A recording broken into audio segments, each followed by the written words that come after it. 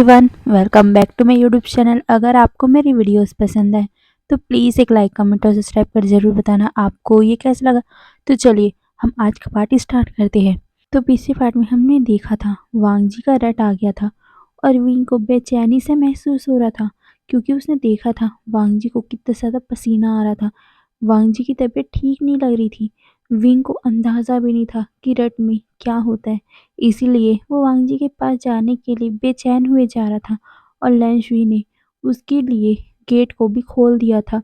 Wing अंदर जाता है और उसने गेट को लगा दिया था। वो जैसे ही अंदर जाता है वो देखकर शॉक में पड़ गया था क्योंकि वांग जी बेड पे लेटा हुआ था। उसकी हालत बहुत ज़्यादा खराब थी। विंग वांग जी को ऐसे देखकर वांग जी के पास जाता है और वो वांग जी के फोरहेड पे अपने हाथ को रख देता है, जिससे वांग जी ने अपनी आंखें खोली थी। वो विंग को अपने सामने देखकर बहुत ज़्यादा शॉक में पड़ गया था। वांग जी विंग से कहता है, विंग तुम यहाँ कैसे आ गए?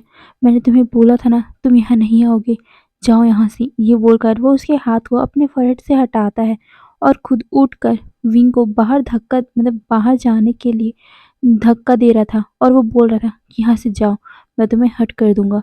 पर विंग उसके हाथ को अपने कंधे से हटाता है और वो फिर से वांग जी की तरफ देखकर बोलता है, आपको हुआ क्या है? आप इतने ज़्यादा पसीना पसीना क्यों हो गए हो? ये बोलकर वो फिर से वांग जी के फेस को छूने लगा और वो पूछने लगा कि क्या हो गया है। वांग जी उसे बताता है कि मेरा रट आ गया है, तुम यहाँ से चले जाओ, मैं तुम्हें हट कर दूंगा। ये सुनकर विंग कहता है, तो ठीक है ना, मैं आपकी मदद कर देता हूँ। ये सुनकर वांग जी कहता है, नहीं, कोई ज़रूरत नहीं है। वैसे भी तुम अभी प्रेग्नेंट हो, मैं तुम्हें हर्ट नहीं करना चाहता। ये बोलकर फिर से वांग जी ने विंग के दोनों कंधों को पकड़ लिया था और वो उसे बाहर ले जाने लगा। पर विंग फिर से वांग जी के हाथ को अपने कंधे से हटा लेता है और वो फिर से वांग जी की तरफ देखते हुए कहता है, मैं मदद करता हूँ ना। वांग जी पर भी उसे मना किए जा रहा था, पर विंग तो आज स्टबर्न बन चुका था। उसे पहले से ही वांग जी को खोने से डर लग रहा था और अभी वांग जी उसे अपने आप से दूर कर रहे, इस बात से विंग को बुरा लगने लगा और वो वांग जी के पास जाने की कोशिश करते हुए बोलता है, प्लीज़ मैं मदद करता हूँ ना, कुछ नहीं होगा, मुझे पता है, आप पे यकीन है कि आप मुझे हर्ट नहीं करोगे। ये सुनकर वांग जी अपना सर शेक करता है और कहता है, विंग मैं तुम्हें हर्ट कर दूंगा, मेरा अल्फा रट बहुत ज़्यादा खतरनाक होता है। पर विंग कहता है, नहीं, मेरे लिए नहीं होगा। ये बोलकर वो वांग जी के गालों को पकड़ लेता है और वो उसे किस करने लग गया। वांग जी भी कब तक अपने आप को संभाले, इसीलिए वो भी विंग को किस करने लग गया था। धीरे धीरे वांग जी विंग को बेड की तरफ ले जाने लग गया और वो विंग को बेड पे धक्का भी दे देता है। वांग जी फिर से विंग से पूछता है, विंग मैं तुम्हें हर्ट कर दूंगा, तुम अभी भी टाइम है तुम्हारे पास, तुम अभी जा सकते हो। पर विंग कहता है, नहीं, कोई बात नहीं। पर ये सुनकर वांग जी उसके ऊपर आकर बोलता है, विंग लास्ट बार बोल रहा हूँ, यहाँ से चले जाओ, मुझे पता है तुम अभी रेडी नहीं हो। पर विंग उसके गालों को पकड़ बोलता है, मैं रेडी हूँ। उसके बाद क्या होना था, वांग जी अपने आप को कंट्रोल नहीं कर पाया और उसने विंग को रफली किस करना स्टार्ट कर दिया था। दोनों का किस बहुत टाइम तक चलता है। वांग जी जो पहले से ही नेकेड था वो विंग को भी कुछ ही टाइम में नेकेड कर देता है और फिर वांग जी धीरे धीरे करके विंग की पूरी बॉडी पे अपने हाथों को चलाने लगा, किस करने लगा, बाइट करने लगा, सक करने लगा, जिससे विंग को बहुत ज़्यादा ही अजीब फील हो रहा था। धीरे धीरे विंग के फेरोमोन भी निकलने लग गए थे। उस फेरोमोन के चलते वांग जी का अल्फा रड भी और ही ज़्यादा ट्रिगर हो गया। उसके बाद वांग जी ने अपने आप को विंग से अटैच करने की कोशिश की, पर इस बार विंग फिर से डर गया। उसे फिर से वही बात याद आने लग गया। वो डर गया था, जिसे देखकर वांग जी उसके गालों को पकड़ लेता है और वो विंग को शांत करवाने की कोशिश करने लगा। विंग के आंखों में आंसू आ गए थे। वांग जी उसके आंखों में आंसू देखकर उसे गले से लगा लेता है और वो कहता है, विंग क्या हुआ, तुम्हें दर्द हो रहा है क्या? ये सुनकर विंग अपना सर शेक करता है और कहता है, नहीं, आप आगे कंटिन्यू करो। जिसे सुनकर वांग जी कहता है, नहीं, तुम अभी कंफर्टेबल नहीं हो, मुझे पता है तुम अभी भी उसी बात को याद करते हो ना, इसीलिए मैं नहीं चाहता कि मैं तुम्हें फोर्स करूं, तुम जाओ यहाँ से विंग, मैं अपने आप को देख लूँगा। पर विंग कहता है नहीं, मैं मैं ठीक हूँ। रही उस बात की, तो मैं उसे भुलाना चाहता हूँ। मैं आपके साथ अपनी नई लाइफ स्टार्ट करना चाहता हूँ। मैं उस डर को कब तक अपने अंदर समा के रखूँगा? एक ना एक दिन तो उसे निकलना ही होगा ना, और मुझे एक ना एक दिन आपके साथ, आपकी रट में आपका साथ देना ही होगा। तो आज ही क्यों ना, ये बोलकर वो वांग जी को देखता है और कहता है मैं तैयार हूँ, अब कीजिए। ये बोलकर वो वांग जी को देखता है। वांग जी विंग की बातों को सुनकर थोड़ा इमोशनल हो गया था। वो विंग को किस करने लग गया और वो उस किस में ही बोलता है आई एम सॉरी विंग, मुझे माफ़ कर दो। ये बोलकर उसने अपने आप को विंग से अटैच कर लिया था, जिससे विंग को दर्द हुआ और वो चीख मार देता है। वांग जी अभी उसे किस करे तो उस किस के कारण उसकी चीख ज़्यादा तो नहीं निकलती, पर उसकी आंखों से आंसू जरूर निकल जाते हैं। वांग जी विंग को थोड़ा टाइम एडजस्ट करने का टाइम देता है और फिर अपने आप को मूव करने लगा। विंग गहरी गहरी सांसें ले रहा था, वो वांग जी को देख रहा था। अभी विंग को वो सब याद तो आ रहा था, पर उसे ये वो पल भी याद आ रहा था कि किस तरह वो उस लैनसन से प्यार किया करता था। वो लैनसन भी कितना अच्छा था उसके लिए। वो लैनसन पहले किस तरह विंग के पास आकर उससे बातें करता था, वो सब विंग को याद आ रहा था। सिर्फ एक गलती, सिर्फ एक गलतफहमी के कारण सब कुछ बदल गया।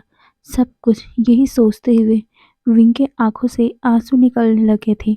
वांग जी अपने आप को मूव तो कर रहा था, पर उसका पूरा ध्यान विंग के ऊपर था। विंग के आंखों से आंसू निकलते हुए देखकर वांग जी उसके गालों को टच करते हुए बोलता है दर्द हो रहा है। विंग अपना सर नाक में शेक करता है और वो वांग जी को गले से लगा लेता है। वांग जी कहता है क्या हुआ? ये सुनकर विंग वांग जी को बिना देखे ही कहता है मुझे कुछ याद आ रहा है। ये सुनकर वांग जी विंग को देखता है और कहता है क्या? तभी विंग कहता है कुछ भी नहीं, ये बोल। वो फिर से वांग जी के सीने में अपना सर छुपा लेता है, जिसे देख वांग जी विंग के सर को अपने सीने से हटाता है और फिर विंग के आंखों में देखते हुए कहता है विंग, मुझे आज तुमसे कुछ कहना है। जिसे सुन विंग अपना सर हिलाता है। वांग जी विंग के आंखों में देखते हुए कहता है विंग, मैं तुमसे माफ़ी मांगना चाहता हूँ। मैंने पहले जो भी कुछ किया। जिसे सुनकर विंग कहता है उस बात को भूल जाओ ना, मैंने कह दिया ना, मैंने उसके लिए माफ़ किया। हम उसे भूल जाते हैं और अपनी आगे लाइफ को स्टार्ट करते हैं। जिसे सुन वांग जी कहता है क्या तुम भूल सकते हो विंग? ये सुनकर विंग वांग जी को देखता है और फिर अपना सर दूसरी तरफ मोड़ कर कहता है शायद, शायद तक ही। ये बोलते हुए उसकी आंखों से फिर से आंसू गिरने लगे थे। उसे याद आ रहा था कि किस तरह लैन वांग जी उससे टॉर्चर किया करता था। वैसे तो उसे वो मारा नहीं करता था, बस रूम में बंद करके रखता था। उसे किसी चीज़ की आज़ादी नहीं थी, बस एक कमरे में बंद। उसका वो पूरा ख्याल रखता था, खाने से लेकर पीने तक, पर बस उसके पैर में एक चैन बांध के रखता था। वो कहीं भी भाग न जाए, इसके कारण उस घर के चारों तरफ गार्ड रखता था, उसके रूम के बाहर गार्ड रखता था और हमेशा ही उसे ये बोलना कि तुम ही हो जिसने मेरी बहन का आज ये हालत किया है। ये सुनकर विंग को बहुत ज़्यादा बुरा लगता था। उसे हर बार ये लगता था कि जिससे वो प्यार किया है, क्या उस इंसान को विंग पे ज़रा से भी भरोसा नहीं है? अगर वांग जी उस पे भरोसा करता तो विंग इन सभी दर्द को सहन कर लेता, पर वांग जी तो उस पे भरोसा ही नहीं करता था और उससे कहता था कि वो उससे प्यार करता है। अगर प्यार करता ही था, भरोसा करता ही था, तो वांग जी उसे चैन में बांध के क्यों रखता था? विंग को बस यही बात बहुत ज़्यादा ही हर्ट किया करता है और वो वांग जी की तरफ देखते हुए, मतलब कि इस लैन जैन की तरफ देखते हुए कहता है क्या मैं एक सवाल पूछ सकता हूँ? ये सुनकर वांग जी अपना सर हिलाता है। विंग कहता है अगर आप मुझसे प्यार करते हो, आप कहते हो कि आप मुझसे प्यार करते हो, आप मुझ पे ट्रस्ट करते हो, पर अगर मैं कुछ गलती कर दूं और मैं आपसे कभी कहूं कि मैंने वो नहीं किया है, तब क्या आप मुझ पे भरोसा करोगे? ये सुनकर वांग जी विंग की तरफ देखता है और वो अपने हाथ को विंग के गालों पे रखते हुए कहता है, मुझे तुम पे पूरा भरोसा है। अगर तुम मेरे सामने ही क्यों ना वो सब करो, पर भी मैं तुम पे भरोसा करूंगा विंग। ये सुनने के बाद विंग के आंखों से आंसू निकल गए थे और वो वांग जी को गले से लगाते हुए कहता है, पर उसने नहीं किया था। ये सुनकर वांग जी विंग की तरफ देखता है और कहता है, किसने? विंग वांग जी की तरफ देखता है और कहता है, इस किसी ने नहीं। ये बोलकर वो वांग जी को हल्का सा स्माइल करके देखते हुए कहता है, जो काम करे हो वो तो करो। ये बोलकर वो स्माइल करता है। वांग जी विंग के फेस को अपनी तरफ करके बोलता है, विंग मैं तुमसे कुछ पूछ रहा हूँ, तुम किसके बारे में बात कर रहे हो?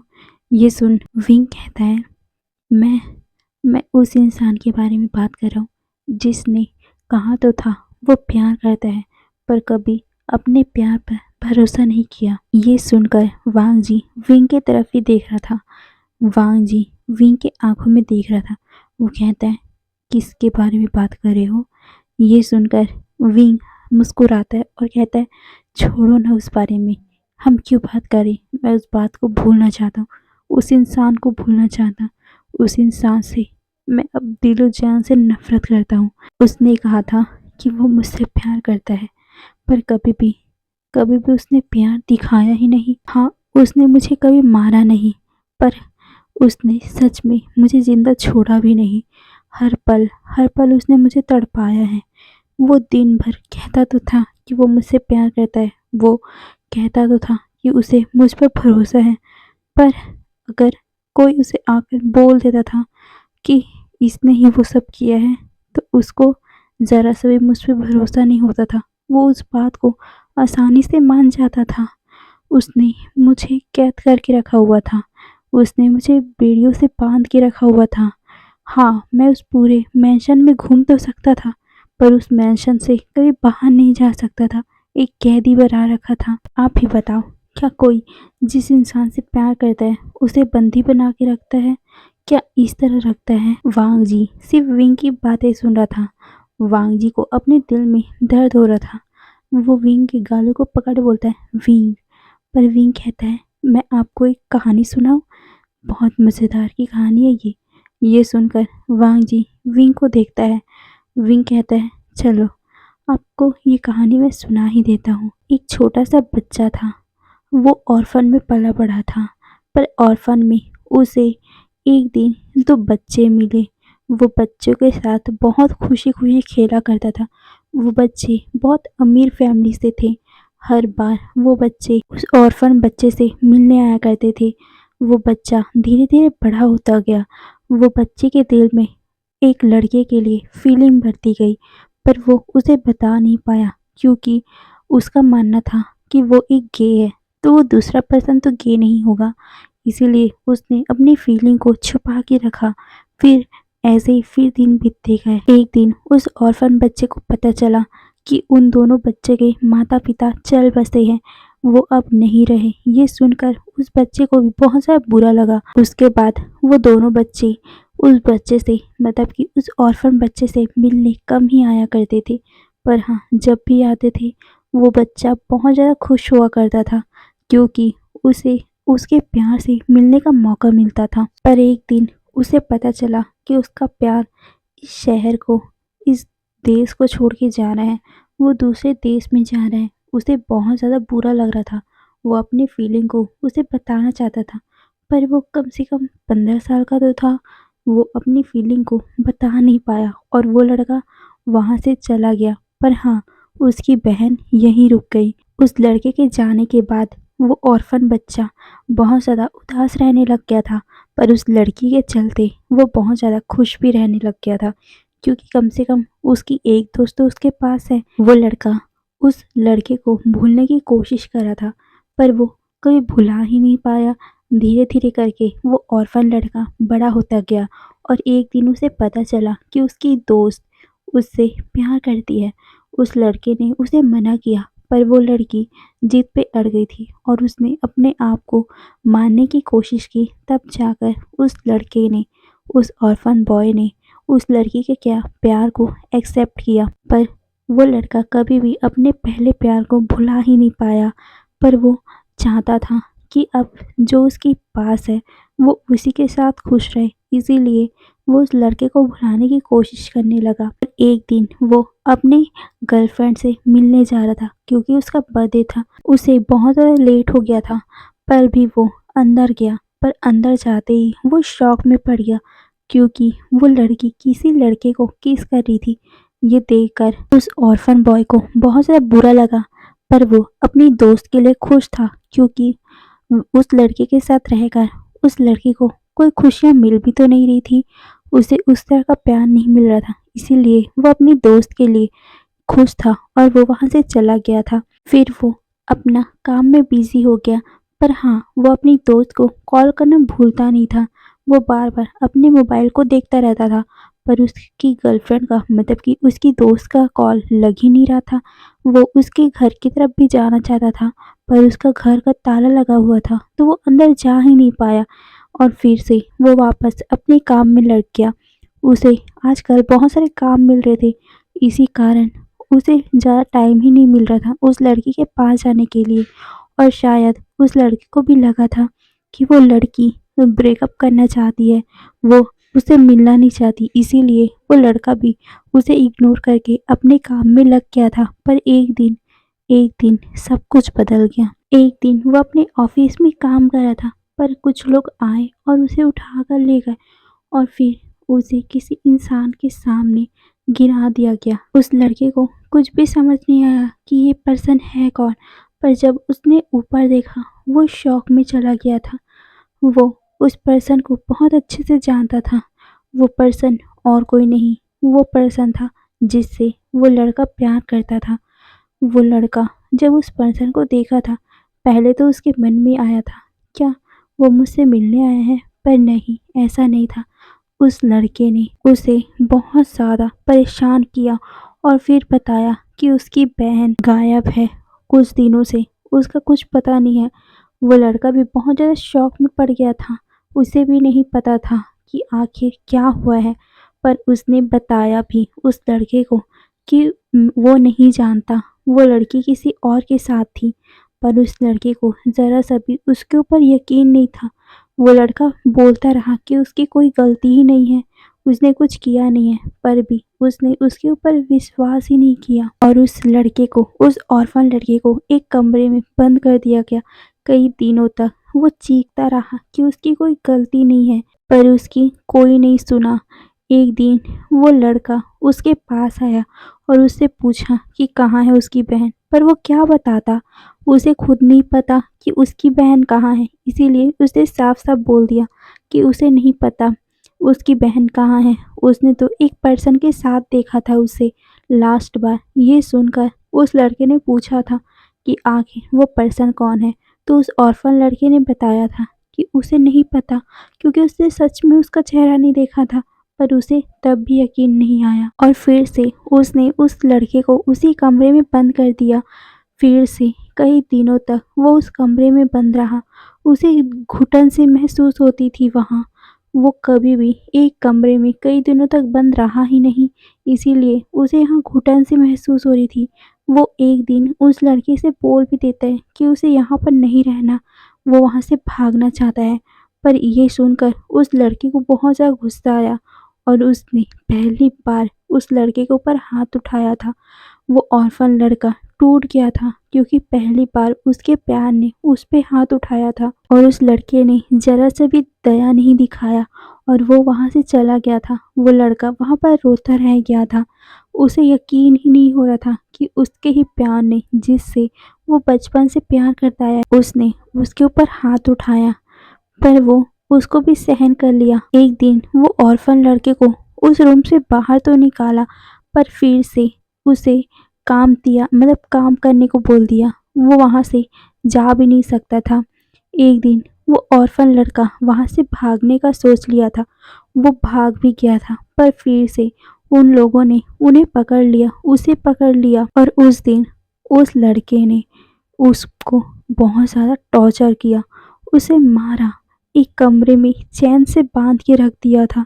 उस दिन उस ऑर्फन लड़की का तो पूरा दिल ही टूट गया था। फिर कुछ टाइम बाद वो वापस आया मलहम लेकर। उसके हाथों पे, उसके पैरों पे जहाँ जहाँ चोट के निशान थे वहाँ उस लड़के ने मलहम लगाया, उसके गालों पे मलहम लगाया और वो उसके सामने रोने लगा। और उस दिन उसने प्यार का इजहार किया था। उसने उससे माफ़ी मांगी और बताया कि उसकी बहन एक हॉस्पिटल में उसे मिल गई है। ये सुनकर वो ऑर्फन लड़का बहुत ज़्यादा शॉक हुआ था और खुश भी। पर जब उसे पता चला कि वो लड़की बहुत ज़्यादा क्रिटिकल हालत में है, वो बहुत ज़्यादा घबरा गया था। वो उससे मिलना चाहता था पर उस लड़के ने उसे साफ-साफ मना कर दिया था और वो उसके साथ वहीं पर सो गया था। अगली सुबह फिर से वही रूटीन चालू हो गया पर इस बार कुछ अलग था।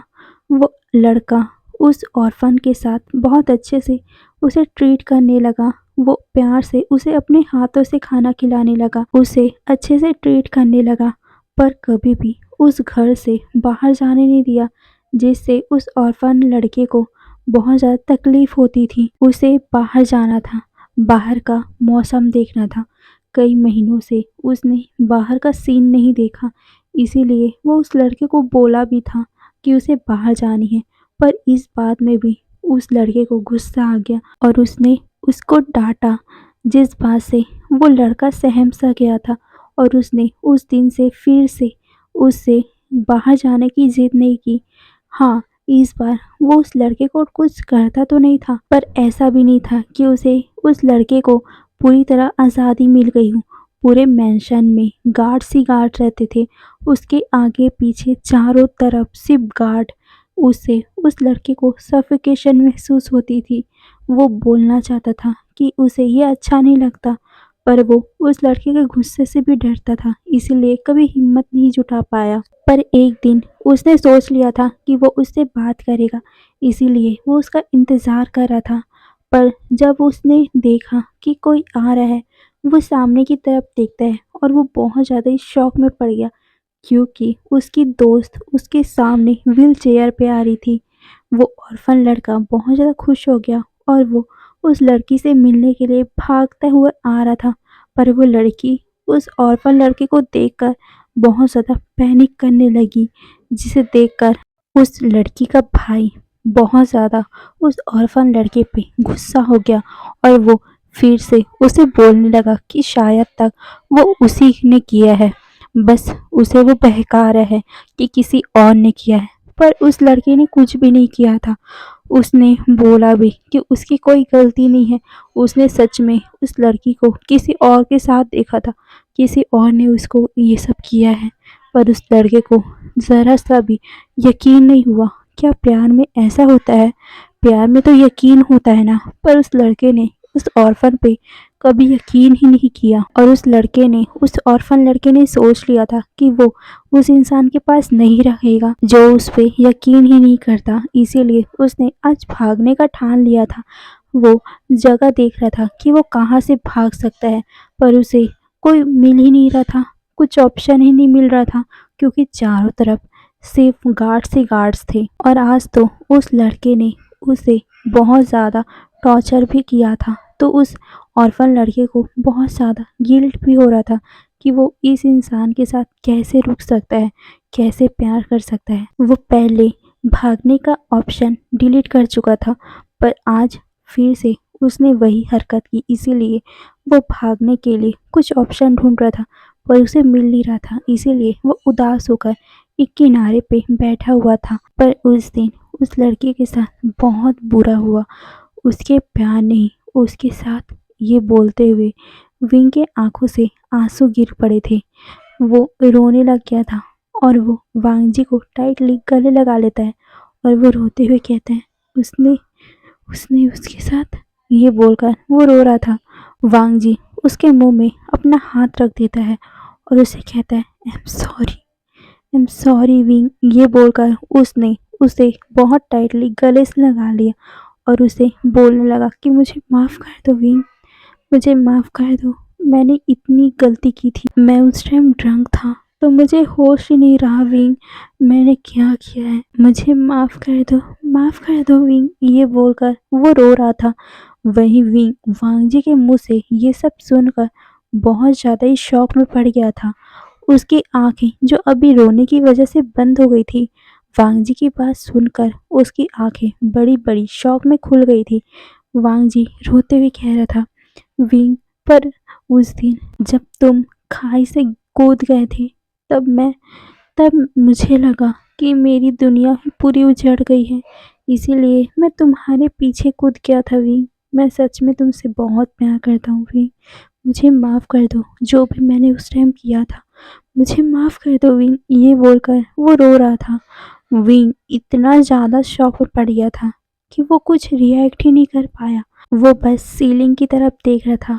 वांग जी कह रहा था, मुझे माफ़ कर दो, मेरी दुनिया सिर्फ मेरी बहन थी और मेरी बहन के साथ ही उतना बुरा हो गया कि मेरी मानसिक संतुलन ही बिगड़ चुका था। मैं कब गुस्से में आ गया मुझे पता भी नहीं चला। मैं तुम्हें कभी भी हर्ट नहीं करना चाहता था, पर मैं अपने गुस्से को संभाल भी नहीं पाया, इसीलिए मैंने उस दिन तुम्हें हर्ट कर दिया था वी। पर जब मुझे एहसास हुआ था, मैं तुम्हारे पास आया था, तुमसे माफ़ी मांगा था। तुम मुझे छोड़ के जाना चाहते थे, इसलिए मैंने तुम्हें एक चैन से बांधा था कि तुम मुझे छोड़ के ना जा पाओ। पहले तुम मेरे पास नहीं थे, क्योंकि लैंशुई तुमसे प्यार करती थी, तो मैं तुम्हें अपना बना नहीं पाया, इसीलिए मैं वहाँ से चला गया अपने अंकल के घर। पर जब मैं वापस आया, जब मुझे ये सब पता चला, तब मैं तुम्हें अपने आप से दूर नहीं करना चाहता था। जब मुझे तुमने बताया था, मुझे तुम पे यकीन था भी कि तुम ऐसा नहीं कर सकते, इसीलिए मैंने पूरा टाइम सिर्फ उस इंसान को ढूंढने में लगा दिया था।